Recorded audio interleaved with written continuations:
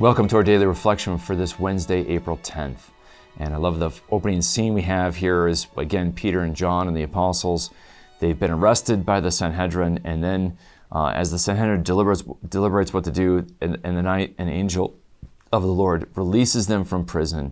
And then they go out, and of course, you would think, okay, you escape from the authorities that imprison you, and you flee. But they don't. They go into the temple, and they teach the people about Jesus Christ. And so I love that. And so then the Sanhedrin calls for the guards to bring them in, and they're not there. The guards are in front, the doors are locked and secure, and yet there's no prisoners. And so you see another great sign.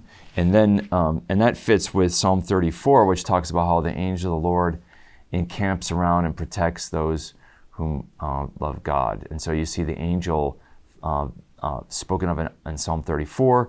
You see that embodied here with the angel taking care of them and releasing them from the prison.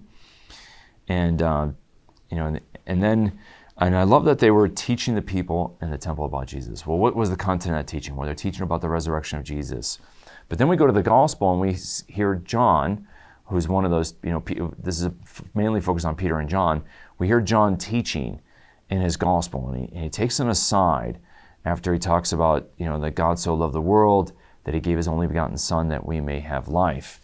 And then he goes on and gives more commentary, more teaching about the fact that God sent his Son into the world. And he says he didn't send the Son to condemn the world, but that whoever believes in him may not be condemned.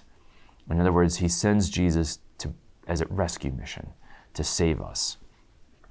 And so the key is belief in him.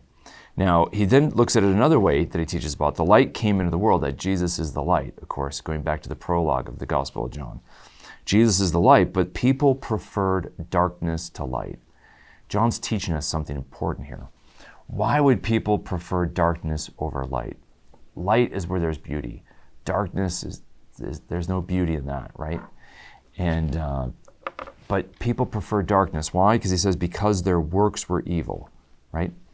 For everyone who does wicked things hates the light and does not want to come towards the light so that his works may not be exposed. When we do things that are sinful and selfish and evil, we don't want it to be exposed. We don't want other people to know about it. We don't want people to see it. We want to hide it. And we want to be hidden. And the danger in that is that we want to hide in isolation and in the dark. And what we have to have is the courage to face the light.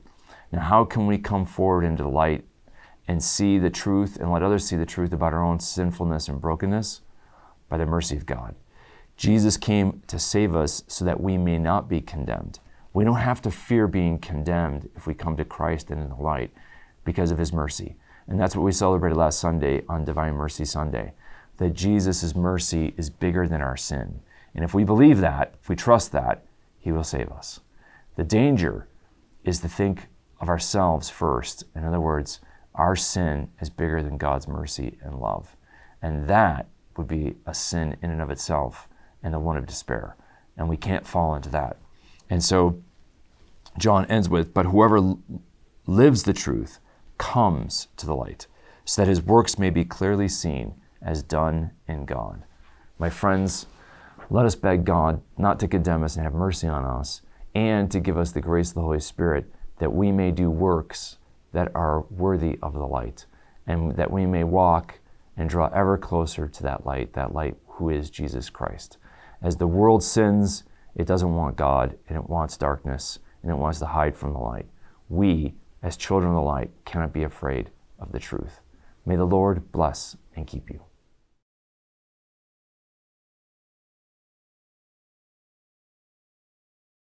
This daily reflection is brought to you thanks to the generous support of the Mission Circle.